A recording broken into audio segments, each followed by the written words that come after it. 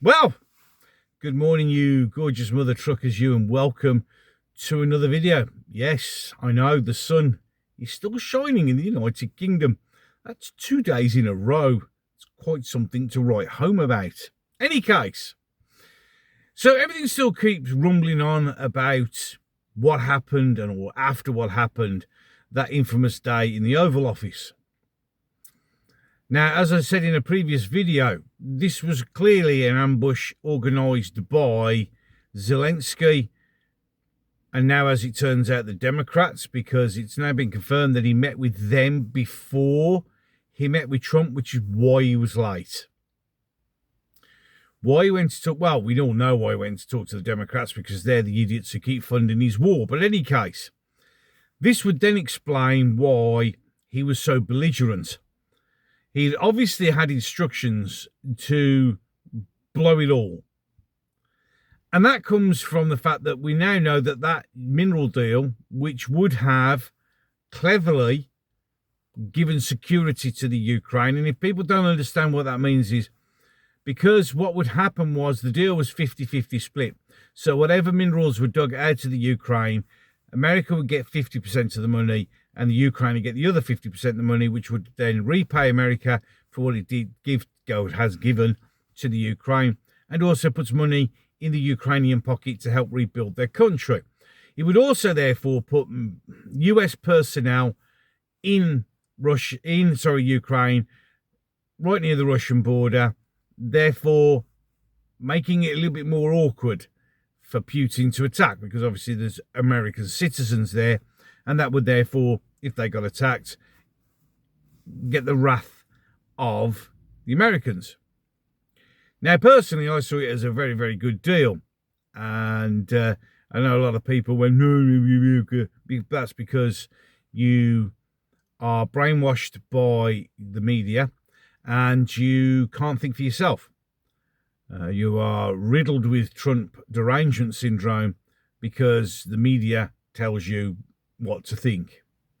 And unfortunately, you're not smart enough, or you just go ignorance is bliss line and pretend that everything is what the telly says.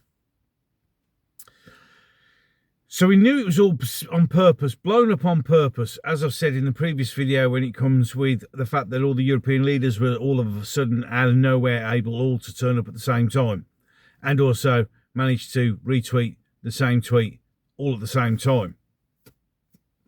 Almost as if, let's not even beat around the bush like I did before. It was planned. Now, in some respects, Trump has got what he wants. Trump wanted Europe to step up and start paying its own way, because it's only fair. The Americans have paid the lion's share of defence budgets in NATO, etc., for years. So it is only fair that we all step up to the plate. Now, we have Macron, Zelensky and Starmer apparently going to present to Trump their idea of a peace plan. Their idea of a peace plan is never going to get accepted by Putin, ever, because it just really isn't.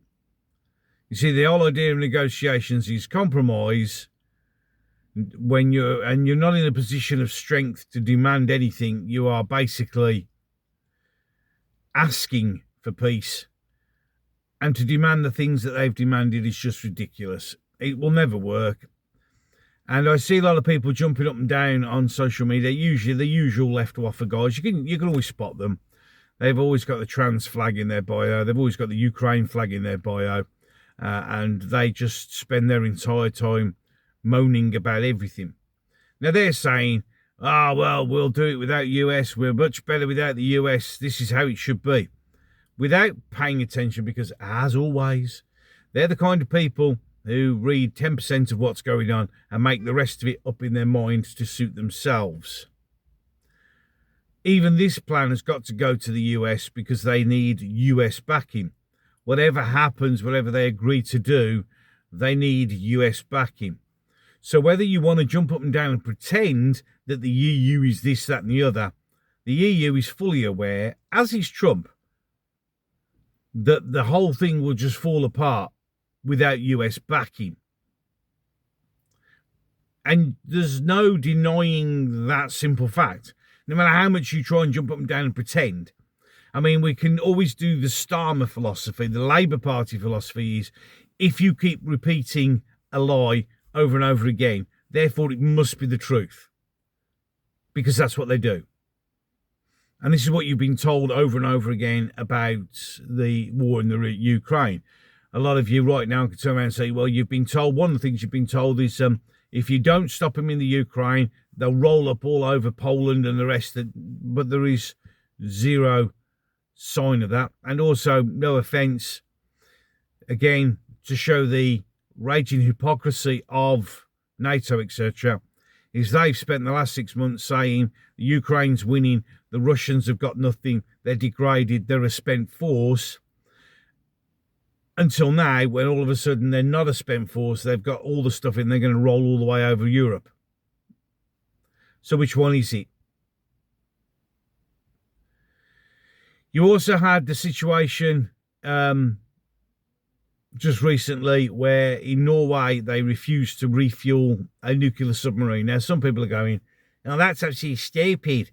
You don't need to refuel a nuclear submarine. Well, you see, on nuclear submarines, they have emergency diesel generators in case they have to take the reactor down for whatever reason so they can get home or get to a safe port.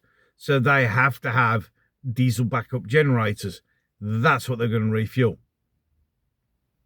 It's as simple as that, because sometimes you have to take your nuclear reactor offline to do maintenance. And if you do that, and that's your only source of power, you've got a submarine that's doing nothing and is very vulnerable. But that just shows you, well, we're not doing that because of what Trump did. These are supposed to be the adults in the room. And they're acting like spoilt little brats. You've got EU leaders pontificating and jumping up and down and not realising, acting like silly little children. We're not really getting to grips with the fact that they're messing with something that could end up with us all being dead. Because this isn't some stupid playground spat. Now, it also comes up now that Trump has now paused all military aid to the Ukraine, which is not going to be a good thing for the Ukraine, because this is where people were saying that he needed to be humble, because without all this stuff, he'll fall apart. Now, I know the British are stepping up their missile production and this, that and the other. And I mean, why one of the biggest arms manufacturers in the world, or exporters definitely in the world, next to the US, would want a war to continue so they could keep selling arms, it completely befuddles me.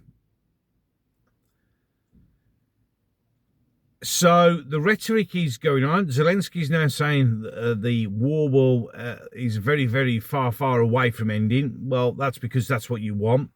And this is all because Zelensky realises that if there is peace, he will have to have an election. Because remember that he's taken over all their media now, made it state media. Anyone who's in opposition is removed. There are no elections because we're at war. But he also knows that the second the war finishes, they have to have an election. He'll be voted out. Although I'm not really wondering why he's worried too much, because of the amount of billions of pounds that he's managed to siphon away into different accounts. He's going to be a very rich man no matter what.